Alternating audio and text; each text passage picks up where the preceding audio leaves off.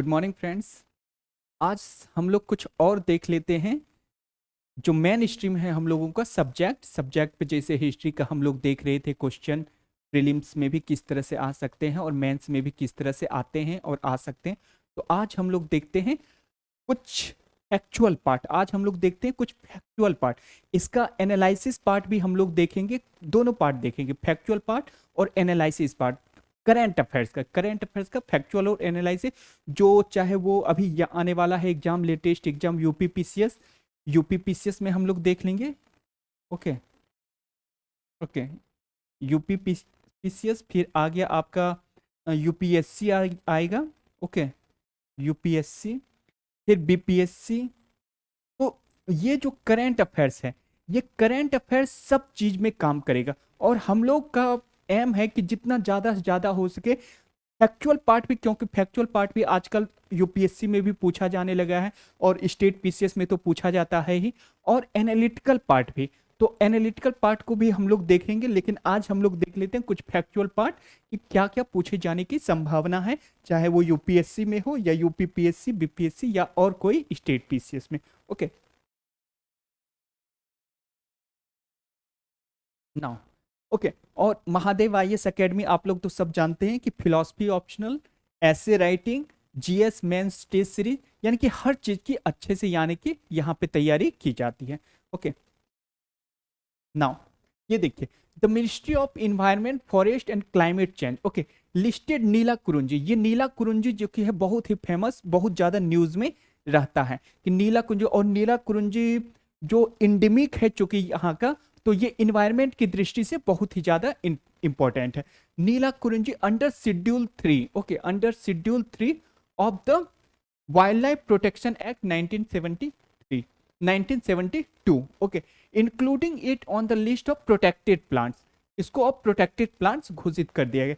Neela कुरुंजी is an endemic, okay, Neelakurinji is an endemic plants found in a small stage in the western Ghats, okay, western Ghats में, from the Mangala Devi hills to the Nilgiri hills.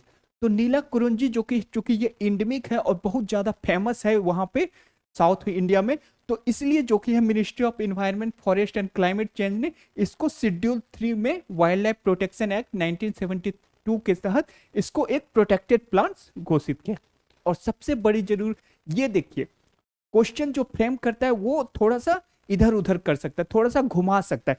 तो हम लोगों को याद रखना है कि शेड्यूल 3 के तहत इसको प्रोटेक्शन दिया है, ना कि शेड्यूल 1 के तहत और शेड्यूल 2 के तहत और फिर शेड्यूल 4, 5, 6 इसके तहत नहीं।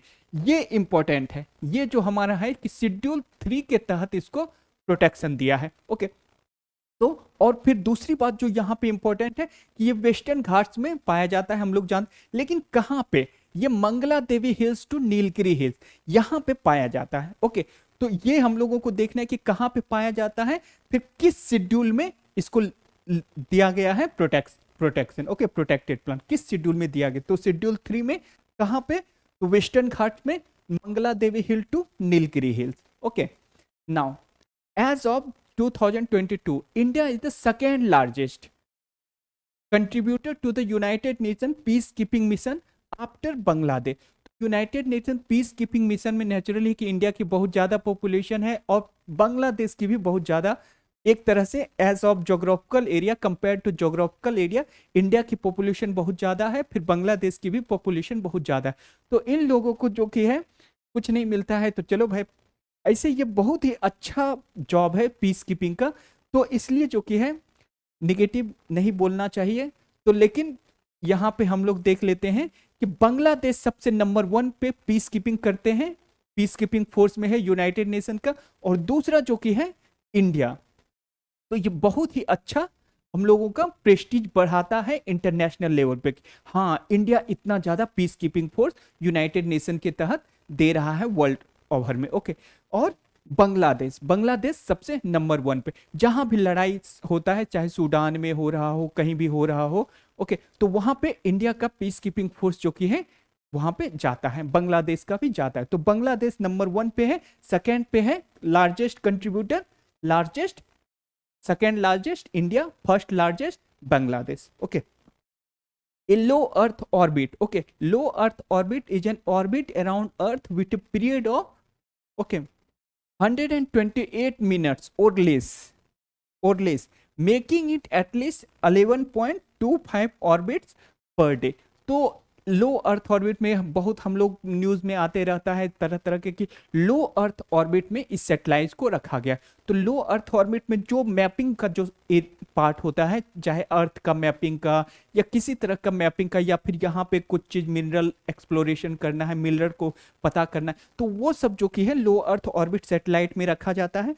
तो उसका जो कि है पीरियड ऑफ जो कि है रिवोल्यूशन जो कि है ऑर्बिट है वो 128 मिनट का रहता है। तो उसके कारण जो कि है वो 11.25 ऑर्बिट्स पर डे कवर कर लेता है। ओके, तो एक फैक्चुअल जो कि होता है कि जैसे कुछ पूछ दिया जाता है कि ये सैटेलाइट को लो अर्थ ऑर्बिट में रखा गया, तो उसके तहत वो कह सकता है कि दूसरा स्टेटमेंट बना के उसी में कि लो अर्थ ऑर्बिट जो कि है ये डाटा दे सकता है। तो डाटा में कंफ्यूज नहीं होना है कि हम लोगों को रखना है कि चूंकि वो लो अर्थ ऑर्बिट है तो वो तुरंत से वो इंडिया का वो सॉरी वर्ल्ड का जो कि है अर्थ का जो कि है वो रिवोल्यूशन कर देगा, और उसका 128 मिनट है। ओके, 11.25 ऑर्बिट्स वो पर डे कर सकता है। ओके, चूंकि वो लो अर्थ ऑर्बिट में है तो अर्थ का वो रिवोल्यूशन इतना कर सकता है। ओके, ना Doppler weather radar network, Doppler weather radar network to predict extreme weather events more accurately.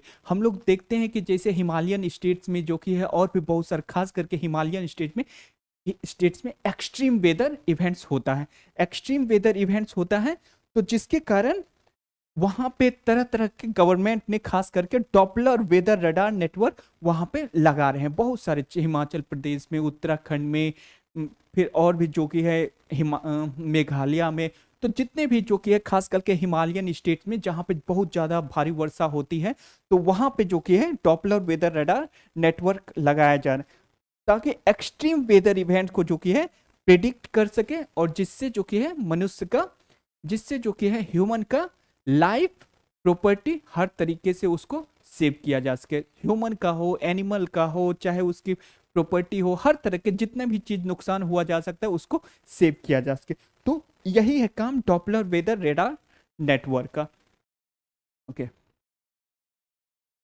Now Germany, ये देखिए Germany was the first country to introduce hydrogen powered, ये हाइड्रोजन पावर ट्रेन्स, ये सब जो कि है आप कहीं भी पूछा जा सकता है। खास करके आपको थोड़ा सा दिमाग लगाना है, थोड़ा सा सोचना है कि इस तरह के जो कि है क्वेश्चन आप खास करके ये जो फैक्चुअल क्वेश्चन है, फैक्चुअल पूरा अगर फैक्चुअल क्वेश्चन है तो इस तरह के क्वेश्चन आ सकते हैं हमारे यूपीपीसीएस एग्जाम में। ओके, और जो इस तरह के जो क्वेश्चन पहले में हम लोगों ने देखा कि मिनिस्ट्री ऑफ इन्वायरमेंट फॉरेस्ट ने किस शेड्यूल ये नीला कुरुंजू को किसको रखा है, तो ये स्टेट पीसीएस में भी आ सकते हैं और ये यूपीएससी में भी आ सकते हैं। तो हम लोगों को देखना है। फिर जो second largest peace keeping force, तो ये भी क्वेश्चन जो कि है यूपीपीसीएस सॉरी यूपीएससी में भी आ सकता है और स्टेट पीसीएस में भी आ सकता है। ये भी जो कि क्वेश्चन है ये भी तो हम लोगों को देख लेना है कि कौन जो कि है सिर्फ स्टेट पीसीएस में आ सकता है और कौन जो कि है स्टेट पीसीएस, देखिए जो यूपीएससी में आ सकता है वो स्टेट पीसीएस में भी आ सकता है। लेकिन कुछ ऐसे फैक्चुअल भी क्वेश्चन हम लोगों ने लिए हैं जो सिर्फ स्टेट पीसीएस में ही आ सकता है क्योंकि वो बहुत ज्यादा फैक्चुअल है। जैसे कि हम लोग देखते हैं ये जर्मनी, जो कुछ भी पूछ सकता है कि कहीं से न्यूज उठा के जो हाइड्रोजन पावर ट्रेंड सबसे पहला कहां पे चलाया गया, तो Germany was the first country to introduce hydrogen power trends in 2022। ये रेयर अर्थ जो कि है rare earth, rare earth refers to the group of 17 elements, यहां पे याद रखना that are use to make a range of products and infrastructure. तो rare earth minerals, कभी कभी हम लोगों को सुनने को मिलता है कि rare earth metals, rare earth minerals, ये सब होता क्या है, तो ये होता है एक ग्रुप ऑफ 17 एलिमेंट्स उसमें रहते हैं शामिल, एक दो एलिमेंट्स नहीं रहते, वो 17 एलिमेंट्स, और उन सभी को जो कि है रेयर अर्थ कहा जाता है क्योंकि वो लोग जो कि है कम मात्रा में पाए जाते हैं या उसको जो कि है एक्सप्लोरेशन करने में बहुत ज़्यादा डिफिकल्टी होती है या बहुत कम लोकेशन पे वो सब पाए जाते हैं, तो इसलिए रेयर अर्थ, और वो एक ग्रुप है 17 एलिमेंट्स उसमें इंक्लूडेड है। Okay, according to data from the centre of monitoring the Indian economy, okay, Gujarat, ये Gujarat has surpassed all other Indian states in attracting new investment from both domestic and foreign corporations. Okay, domestic हो या foreign corporations हो, तो सबसे ज्यादा जो investment कहाँ पे हो रहा है, ये अकॉर्डिंग टू द डाटा सबसे ज्यादा इन्वेस्टमेंट हो रहा है हमारा सबसे ज्यादा गुजरात में। तो इसीलिए गुजरात बहुत ज़्यादा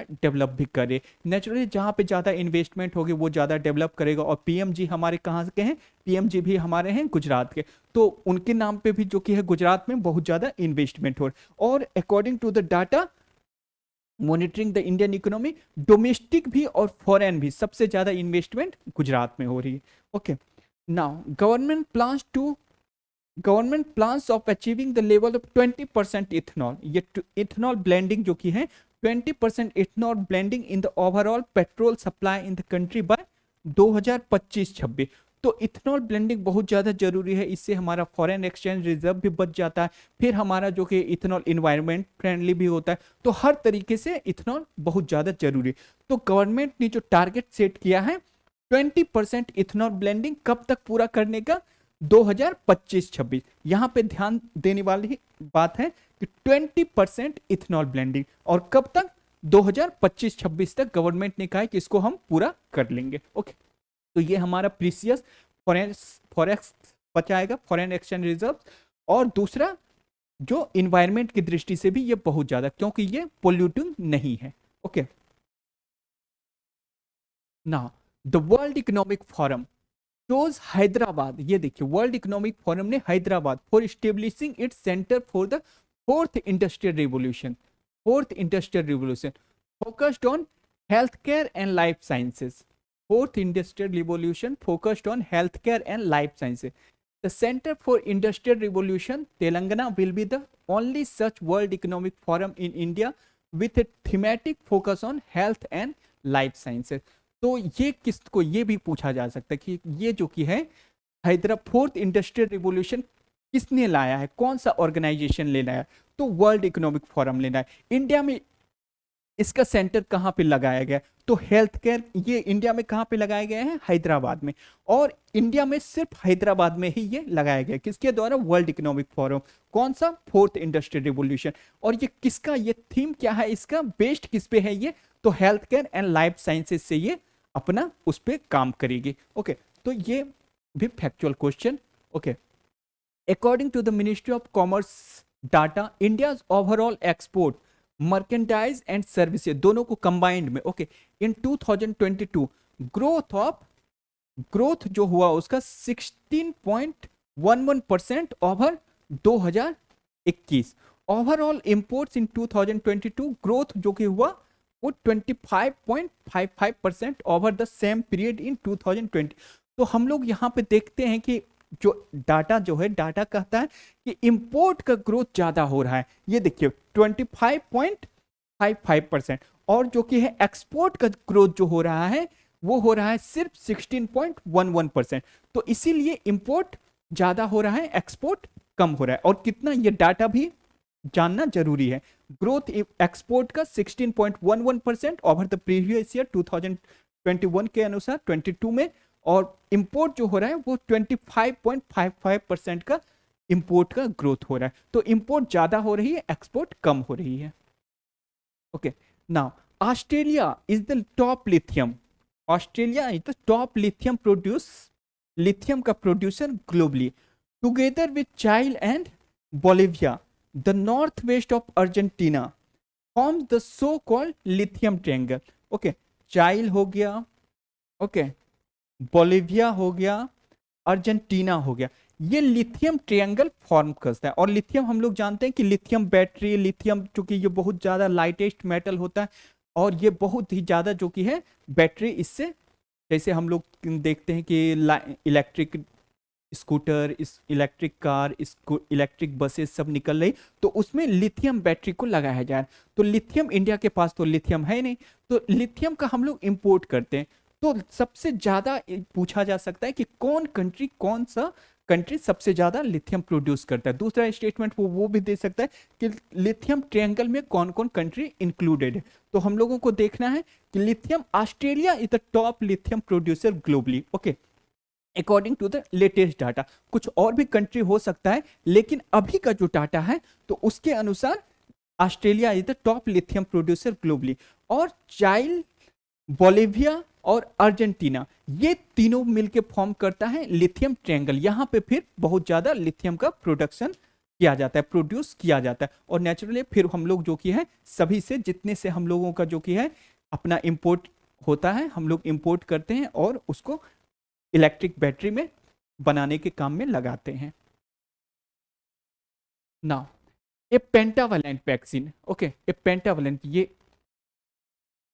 दूसरा पॉइंट है। ओके, ए पेंटावेलेंट वैक्सीन, ये जो पेंटावेलेंट वैक्सीन गवर्नमेंट ने लॉन्च किया है, ये हम लोग देखते हैं। Pentavalent vaccine provides protection to a child from 5 life, ये देखिए 5 लाइफ थ्रेटनिंग डिजीजेस से। ओके, तो कौन कौन से वो हैं? Diphtheria, pertussis, tetanus, hepatitis B and Hib. ये नया है, ये जो हमारा नया है, तो इसको हम लोगों को समझना है कि HIV ये होता क्या है। HIV तो हम लोग सब जानते हैं, अब ये है HIB। तो HIB जो कि है हम लोगों को वो समझना है। ओके, और यहां तक समझ लिए कि पेंटावेलेंट वैक्सीन जो गवर्नमेंट ने लॉन्च किया है, तो pentavalent as the name suggest कि उसमें 5 है और लाइफ थ्रेटनिंग डिजीज से वो लड़ेगी। तो उसमें कौन कौन से इंक्लूडेड है? तो diphtheria, pertussis, tetanus, hepatitis B और HIV। इससे जो कि है प्रोटेक्शन से वैक्सीन क्या करते हैं? वैक्सीन जो कि है दिया जाता है ताकि अगर फ्यूचर में जो कि है कोई अटैक करे तो उससे जो कि है वो तैयार बॉडी को कर देती है उससे फाइट करने के लिए। ओके, तो उसीलिए तो ये पेंटावेलेंट वैक्सीन में ये सारी चीजें हैं। और न्यू जो चीजें हैं इस ये जो कि है HIB, इसको हम लोग समझने की कोशिश करते हैं। Okay, the haemophilus influenza type B, ये जो HIB है यही है, हेमोफिलियस इन्फ्लुएंजा टाइप बी, इसी को कहते हैं HIB। Vaccine also known as HIB vaccine is a vaccine used to prevent haemophilus influenza type B infection in countries that include it as a routine vaccine. Okay, rates of severe HIV infection have decreased more than 90%। तो जो भी ये vaccine को ले लेता है तो उसमें जो कि है HIV जो इन्फ्लुएंजा का जो होता है रिएक्शन जो होता है इन्फ्लुएंजा का, तो उससे वो प्रिवेंट करता है। Okay, HIV vaccine are highly effective in preventing HIV disease including meningitis, खास करके बच्चों में जो खास करके होता है मेनिंजाइटिस, इंटरनल स्वेलिंग हो जाता है उन लोगों में ब्रेन में, इंटरनल स्वेलिंग, मेनिंजाइटिस, मेनिंजाइटिस भी ब्रेन में ही होता है। ओके, तो internal swelling of the lining of the brain, okay, and spinal cord, brain और स्पाइनल कॉर्ड में जो ये होता है मेनिंजाइटिस, इंटरनल स्वेलिंग, तो इनको वो प्रिवेंट करता है होने से। Okay, HIV disease was once a leading cause of bacterial meningitis, ये बैक्टीरियल मेनिंजाइटिस होता है, तो उसी के प्रिवेंशन के लिए HIV को प्रिवेंशन के लिए ये पेंटावेलेंट वैक्सीन में HIV को लाया गया है। Bacterial meningitis among US children younger than 5 years of as.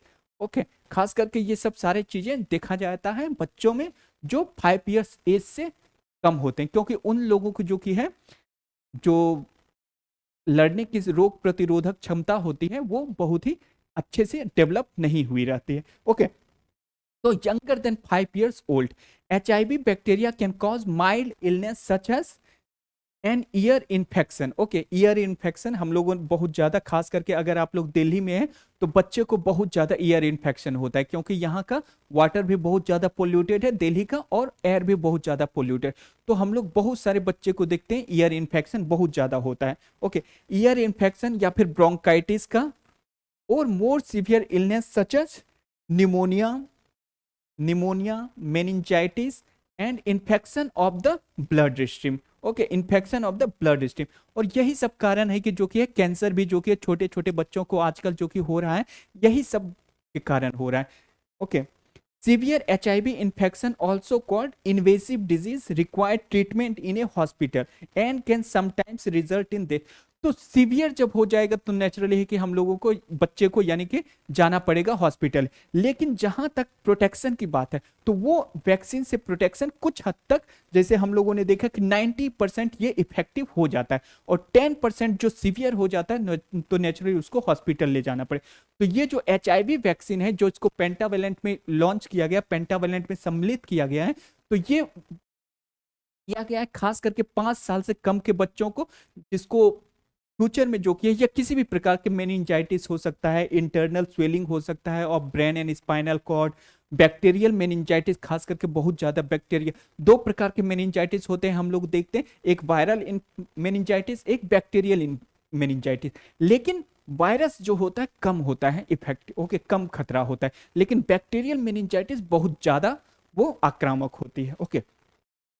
तो younger than 5 years old and ear infection, जिसका सिंबल जो कि है, सिम्टम्स अगर देखा जाए तो ईयर इन्फेक्शन हो जाता है, ब्रोंकाइटिस में उसको जो कि है प्रॉब्लम हो जाती है, इन्फेक्शन हो जाता है, सांस लेने में प्रॉब्लम हो जाती है, फिर जो कि इचिंग होती है वहां पे, और न्यूमोनिया हो जाता है, मेनिंजाइटिस होता है, ब्लड स्ट्रीम में भी वो हो जाता है।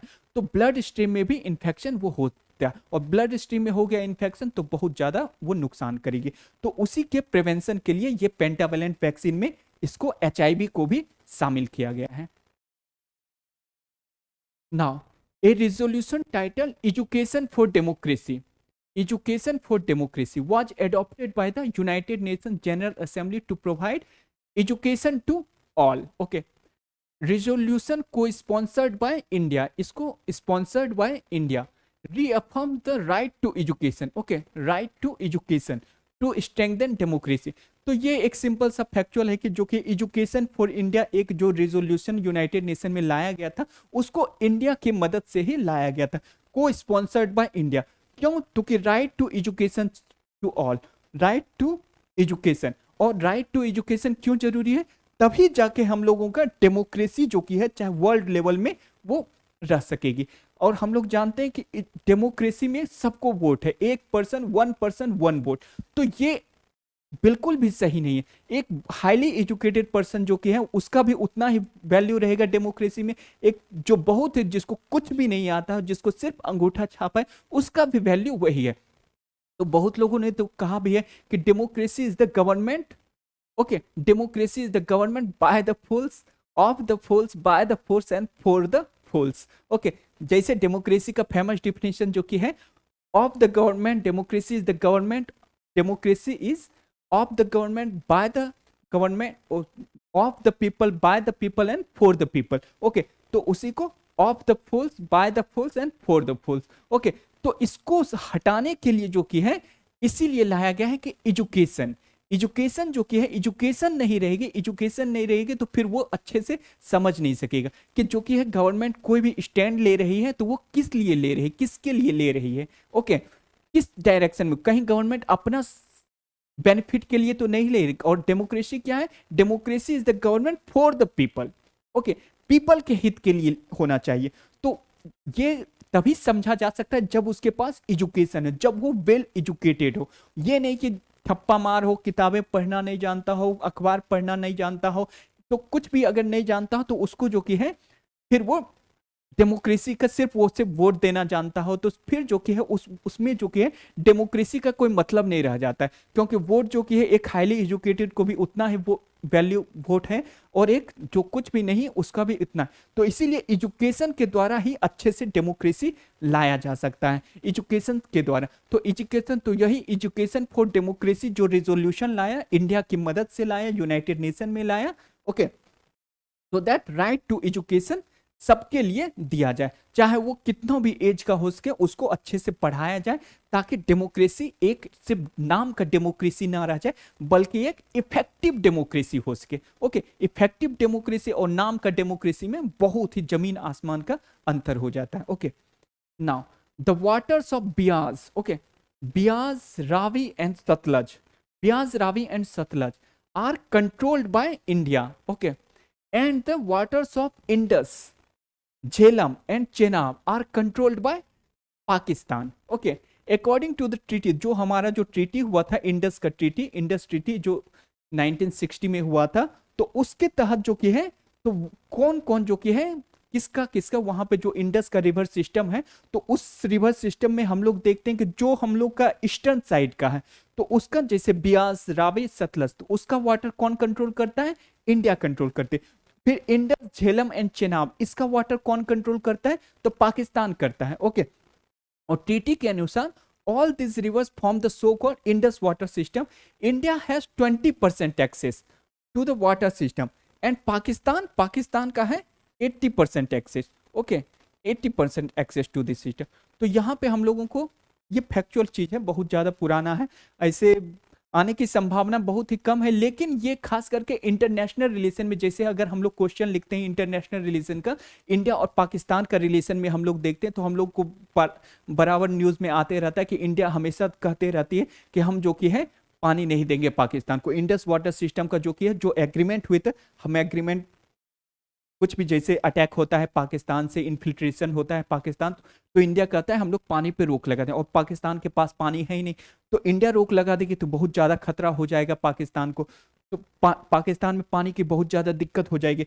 तो वही उसी से जो कि कौन कौन रिवर इंडिया कंट्रोल करता है, किस किस रिवर को जो कि पाकिस्तान कंट्रोल करता है, इस ट्रीटी के अनुसार जो कि कितना वाटर शेयरिंग दोनों में एग्रीमेंट हुआ है। ओके, लेकिन इंडिया ऐसा नहीं करती है, पाकिस्तान को पानी नहीं देती, क्योंकि पाकिस्तान को जो कि है, अगर हम लोग ब्रेक लगा देंगे पानी देने पे, भले ही वहाँ प्रॉब्लम बहुत ज़्यादा हो जाएगी, लेकिन फिर चाइना भी हम लोगों के साथ उस तरह करेगी, तो एक इंटरनेशनल जो कि है, वो जो आपसी जो समझौता होता है वो फिर ब्रेक हो जाएगा। ओके, फिर पाकिस्तान भी, वो चाइना भी ब्रह्मपुत्रा का पानी नहीं देगा, फिर बहुत तरीके से जो कि है इंटरनेशनल लेवल पे वो रिलेशन खराब हो जाएगी। ओके, तो यहाँ पे ये सारी चीज़ों को देख लेना है।